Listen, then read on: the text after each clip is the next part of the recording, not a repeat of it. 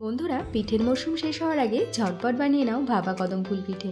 অন্যান্য পিঠের মতো এর স্বাদও কিন্তু কোনো অংশে কম না।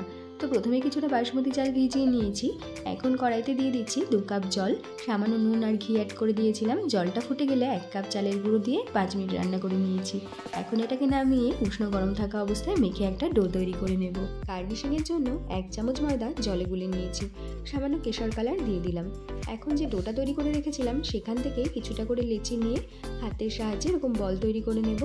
বুড়ো আঙুল দিয়ে প্রেস করে করে এটাকে বাটি শেপ তৈরি করে নিচ্ছি। 1 চামচ নারকেলের পুর দিয়ে দেব। মুখটাকে বন্ধ করে দিচ্ছি। আবারও হাতের সাহায্যে ঘুরিয়ে একটা বল তৈরি করে নেব। যে বাসমতি চালটা ভিজিয়ে রেখেছিলাম সেটাকে ধুয়ে জল ঝরিয়ে নিয়েছি। পিঠেগুলোকে এর ভেতর ভালো করে কোট করে নেব।